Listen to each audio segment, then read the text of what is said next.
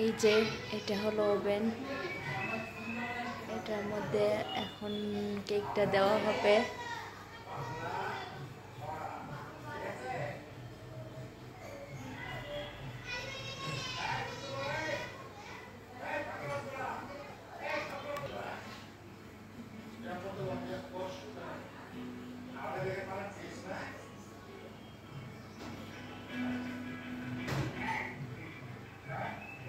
বিসমিল্লাহ বলে এখন দেওয়া হইতেছে।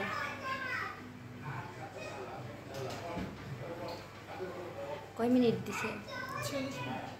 এখন 40 মিনিটের জন্য দেওয়া হয়েছে। 40 মিনিট পর আবার দেখা হইব।